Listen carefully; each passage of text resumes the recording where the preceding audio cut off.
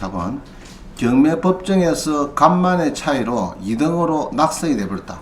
자, 우리 경매나 선거는 1등밖에 필요 없죠. 2등 되면 어찌 되느냐. 그러나 이제 경매는 차순위 매수 신고 제도가 있어요. 선거와 달리 있습니다. 한번 보겠습니다. 14의 661을 보면은 2억 5천에 낙찰되었는데 이게 매각 결정기일이 이제 했고 그날에 누가 차순위를 했어요. 2억 3천에 2억 5천 낙찰했는데 2억 3천에 차순위 해가지고 1등이 돈을 못 냈어요. 미납을 하다 보니까 2등한 사람한테 이제 2달 뒤에 차순위 매각을 결정을 하고 대금을 내라고 내고 뭐 이런 상황을 보겠습니다.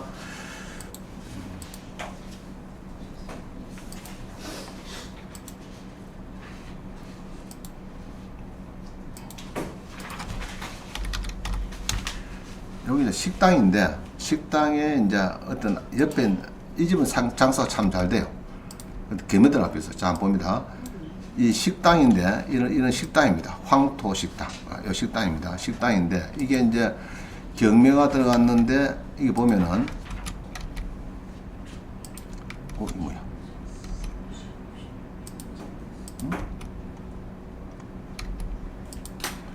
자 2억 5천에 낙찰됐어요. 2억 5천에. 나는 2억 3천이고 2억 3천이고 자 그러면은 이제 집행관이 퍼뜩 계산기를 두듭니다. 2억 5천 빼기 10% 이거 얼마죠? 2100 하자. 2100이니까 빼면 얼마인가? 2억 2900이죠. 이상 되죠? 딱 맞았죠? 그러면 차순위 신고를 할 수가 있어요. 그래서 보통 법원에 갑니다. 저기 차순위 하실 분 나오세요. 이랍니다. 차순위 매수 신고도 아니고 집행관이 사건마다 차순위를 찾습니다. 차순위. 성은 차시고 이름 순위고. 그런데 차순위 하실 분 나오라 한 것은 차순위 매수 신고하실 분 나오라 말입니다. 그럼 이 2등이 했어요. 그때 했습니다. 네 하겠다. 그럼 2등도 10%를 못 가져갑니다. 그날. 둘 다 10% 있죠. 입찰 보증금 봉투를 요거를 못 가져가요. 두 사람 다 그날은 못 가져가고 그래서 이제 했는데 이게 이제 유치권 신고가 들어오다 보니까 대출이 안 됐어요. 대출이 여기 보니까 유치권 신고 있고 이래가지고 이게 이제 대출이 안 돼가지고 1등이 잔금을 못 냈어요. 못 내고 미납이 되버렸어요. 그러면은 1등 낙찰한 사람은 이제 일주일 뒤에 요거 연기해서 매각 결정이 떨어졌는데 안 냈으니까 이 돈을 못 냈으니까 2등한 사람한테 연락합니다. 네가 대신 내라고.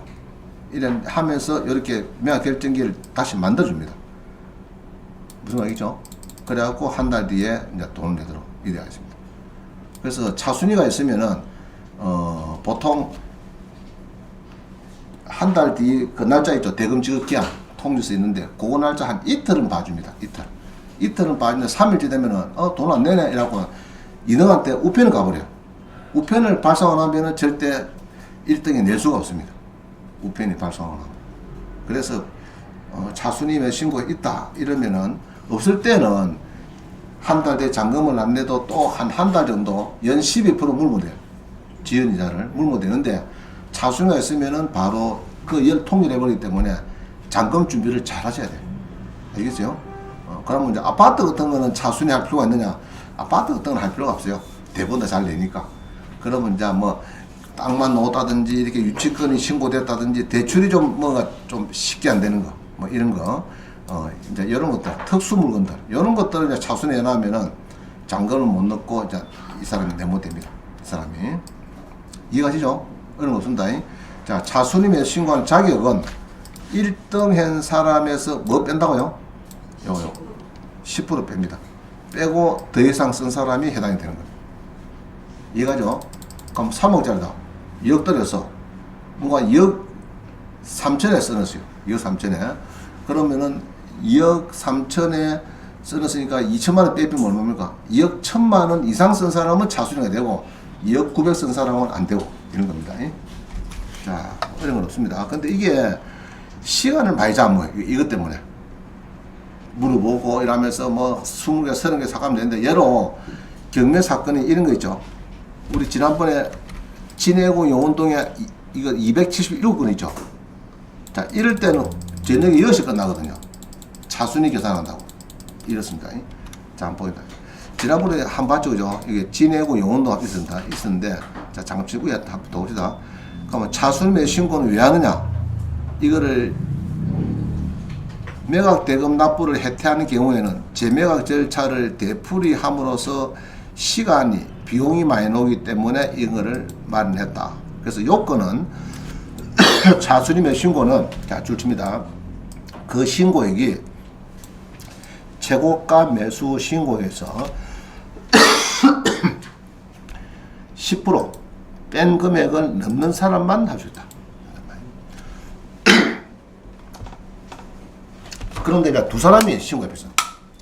2억 1천인데 2억 1천, 2억 3천이고 2억 1천이면 할 수 있는데 2억 1천도 하고 2억 1,200도 했어요. 그럴 때는 2억 1,200이 됩니다. 한 사람만.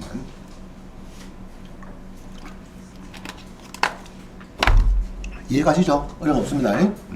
자, 근데 문제는 이런 겁니다. 이게 20에 110을 올고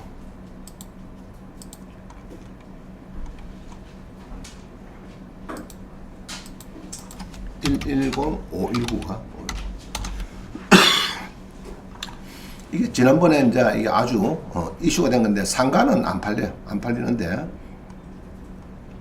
여기 보면은 제일 끝에 보면은 안 팔린 것 중에서 진행해야 되구나. 진행을 안 해서 오피스텔 두 개가 남았는데 요 보면은 막 다 낙찰됐죠. 그날 3월 28일에 막 한 70몇 개가 낙찰됐듯이. 자, 73개가 낙찰됐는데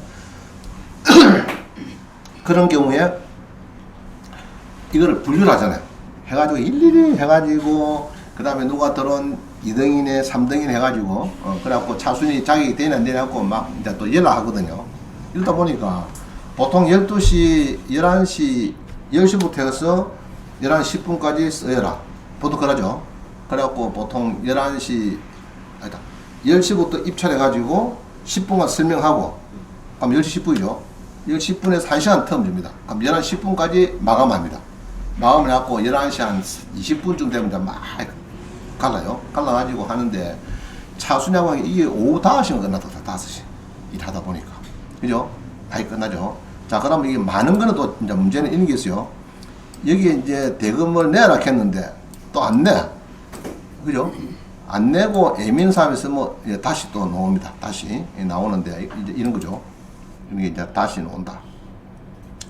그러면 이 사건은 배당기일을 지정하려고 하면요. 물론 비스다인데 임차인이 만약 있다 하면은 배당기일은 돈이 300금 300금 다 들어와야 됩니다.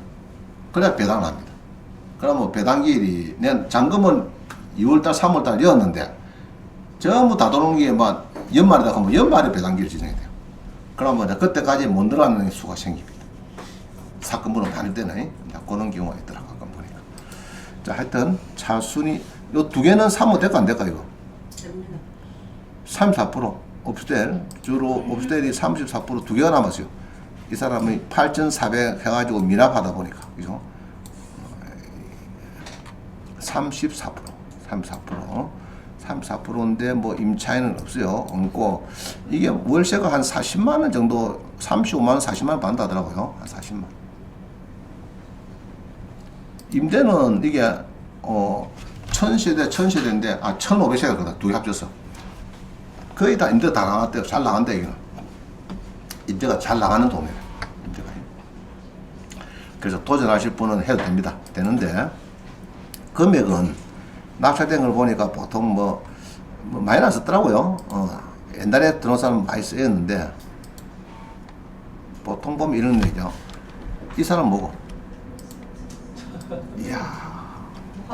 대모 되고 말모 말고 했는데 딱 대표네. 자, 이런 사람 잘 샀죠? 잘 샀고 또 옆집에는 보면은 또 막 비싸게 산 사람들 막 그래요. 예. 자, 이런 건 뭡니까 또? 7,700 그죠? 아까 사람 많이 차이 나죠? 나는데 바다가 보이는 데는 월세 한 60만 원 받고 안 보이는 데는 40만 원 받고 안에 들어가는데 이런 건 40만 원 받고 그렇다. 그래서 보면은 이제 이게 이제 이 위치가 요 세 가지고 이제 이 바다가 잘 보이는 데는 예로 한 60만 원 보통. 만약에 안 보인다 이런 데는 안 보인다 그러면은 한 40만 원 정도 받는다 하더라고. 그래도 뭐 그죠? 한 4천만 원 낙찰 받아서 40만 원 받으면 뭐 괜찮은 거죠.